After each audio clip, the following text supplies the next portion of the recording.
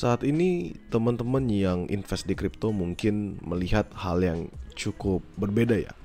Di mana Bitcoin itu malah mengalami penguatan 0,9% ketika Trump mengenakan tarif. Yang mana pengenaan tarif dari Trump ini mengakibatkan terjadinya penurunan di pasar modal yang sangat amat buruk. Nah, mulailah ada pertanyaan, mulailah dipertimbangkan, bahkan menjadi salah satu pembahasan yang menarik ya. Apakah nanti kripto ini ujung-ujungnya bisa jadi safe haven? Apa sih safe haven itu? Ya tentu yang bisa menjaga nilai mata uang ya, nilai dari suatu uang itu sendiri. Jadi menjaga value-nya. Kalau kalian bingung safe haven yang ada di dunia saat ini, kalian bisa katakan seperti emas lah. Itu cara gampangnya. Dan ini salah satu berita yang menurut saya dan bagi pandangan saya juga cukup menarik. Kenapa? Karena benar-benar bisa merubah dari pandangan saya juga kepada Bitcoin atau misalnya kripto itu sendiri. Setelah Trump itu menetapkan tarif yang sangat amat agresif sehingga dia mengakibatkan yang namanya major stock market crash, itu S&P 500-nya turun sampai 5 triliun US dollar. Traditional investor ya, orang-orang yang trade di pasar modal itu mengalami ketakutan teman-teman. Tapi Bitcoinnya itu nggak ngikutin pattern yang sama. Dibandingkan atau bukannya dia mengalami crash, Bitcoin itu malah mengalami penguatan 0,9%, naik ke 83.900-an, bahkan setidaknya ke 84.000 US dollarnya. Dan kenapa ini penting? Karena tadi teman-teman, ini menjadi perdebatan di dunia finansial. Apakah Bitcoin ini bisa dikonsiderasi atau dipertimbangkan sebagai sebuah safe haven seperti layaknya sebuah gold? Nah, safe haven itu apa sih? Kalau misalnya teman-teman bingung. Karena it's too early to call Bitcoin a safe haven, but it has managed to rise in the face of the worst stock market run in 5 years. Jadi ini memang terlalu cepat kalau kita bilang Bitcoin itu sebagai safe haven. Tapi dia kalau kalian lihat bisa menahan atau bisa dikonsiderasikan karena nggak terlalu jauh penurunannya ketika mengalami penurunan dari pasar modal sangat amat signifikan karena memang akibat dari kebijakan tarif itu sendiri. Ya, kalau misalkan bingung safe haven itu apa? Safe haven aset itu biasanya adalah sebuah aset yang dipilih oleh para investor ketika merasa dunia ini secara global itu beresiko atau sedang tidak baik-baik saja. Gitu.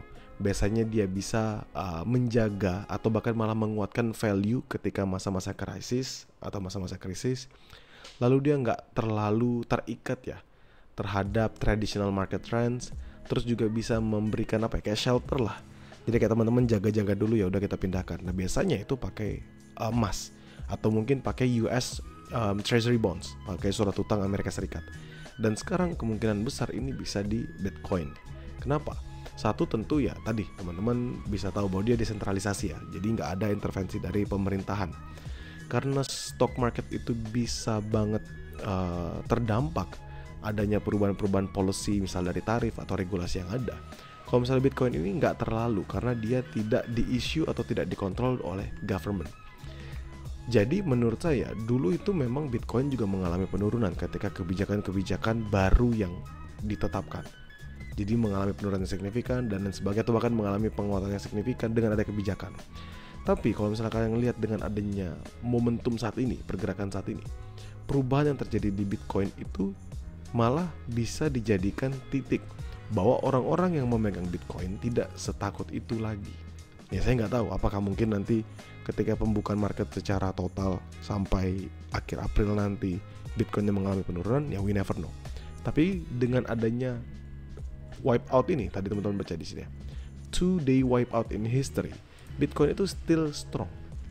Dimana harusnya orang-orang tuh takut kalau misalnya terjadi ketidakpastian di dalam pasar, orang-orang itu akan takut betting on a high risk asset. Contoh, betting on stock market atau mungkin terhadap crypto market, sangat amat takut.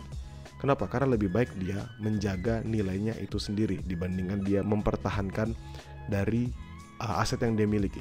Namun yang bikin menarik atau yang menjadi menarik adalah karena dia mampu bertahan, maka kita bisa ngeliat adanya kepercayaan dari para holdernya.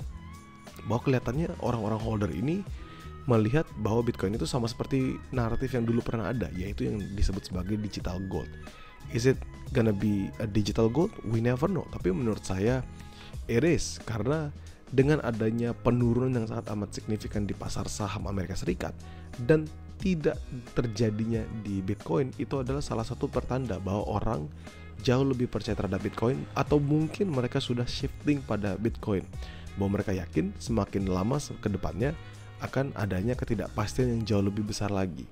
Dan Bitcoin ini bukan lagi dianggap sebagai sebuah aset yang beresiko tinggi, melainkan sudah menjadi lindung nilai. Kalau memang terjadi pemikiran bahwa Bitcoin ini bisa menjadi aset lindung nilai, di mana kalau kita pakai dari statementnya, atau misalnya kita ngeliat dari hipotesisnya si pendirinya MicroStrategy, Michael Saylor, bahwa setiap 5 tahun pasti dia akan memberikan potential profit yang besar, tentu itu menjadi patokan juga pada orang-orang atau yang investor-investor atau holder yang masih percaya pada aset tersebut, ya. Dan kalau misalnya saya pikir apakah memang Bitcoin ini bakalan jadi safe haven, menurut saya sih secara Bitcoinnya, maksudnya kalau kita ngomong crypto market tentu akan banyak kalian ketemu cryptocurrency yang lain. Tapi secara Bitcoinnya, dari kepentingan atau pemikiran saya, kepentingan saya lah, saya punya harapan bahwa Bitcoin bisa menjadi safe haven, atau setidak-tidaknya menjadi salah satu moda atau salah satu shelter lah, salah satu alat lindung yang bisa dimanfaatkan oleh orang-orang di dunia ini. Saya bilang di dunia ini, kenapa saya pakai kata-kata di dunia ini?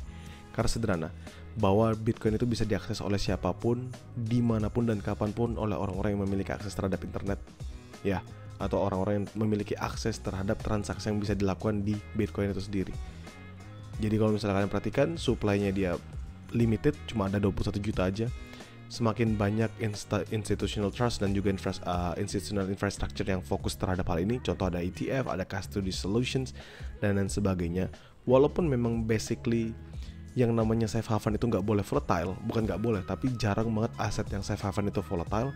Tapi ada nggak sih setidak-tidaknya pemikiran orang bahwa di dalam kondisi yang sangat amat chaos ini, fokus utama kita bisa juga melihat Bitcoin sebagai salah satu portofolio penting?